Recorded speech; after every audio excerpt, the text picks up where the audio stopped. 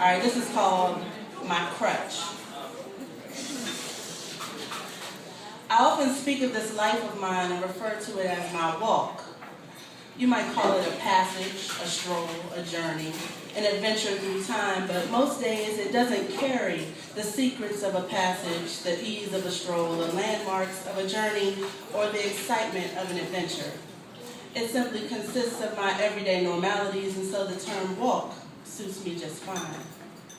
And though it seems so very standard and easygoing, every now and then I view myself and wonder when I ceased to walk and began to limp. And I consider the crutches I held on to along my way. It was somehow established early on that cute, girly, princess, and pretty would never really describe me, and so I unwittingly shunned the color pink, because how could it ever suit me? So I cleaved to the color purple before I ever once saw the movie and understood its title.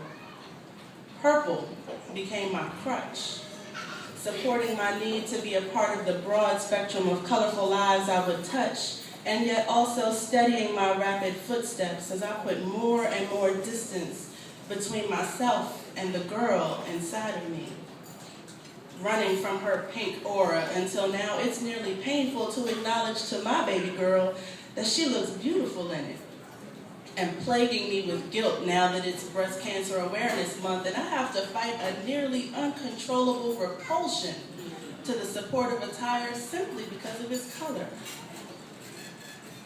I used to have a thing for quirky, off-the-radar guys and loved to compete against them to gain their attention. I celebrated my attraction to them as being of more substance than just looks, and I developed my one of the guys personality, and it became my crutch, keeping me upright when I needed to flee the pounding threat of perceived female competition, stabilizing my escape from weakening self-esteem and self-worth, while I desperately searched for something attractive in me. It allowed me to heal, but that old ache still shows up when my gorgeous husband tells me I'm beautiful, and I genuinely have to strain to believe him.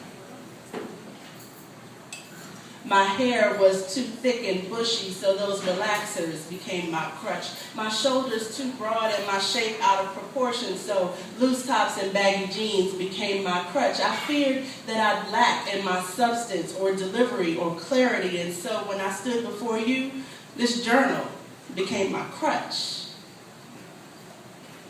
But I am no longer weak or lame, frail or faulty, ashamed or afraid, because I have been made wholly acceptable in his sight.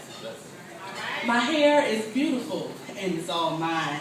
My shape is framed perfectly, and my words look even better when they're reflected in your eyes than they do on this paper. So my limp is gone, my walk is upright, and I know that I am wonderfully made. So now I lean on my source, my strength, my help from above and within. My one, my only, my creator, my crutch.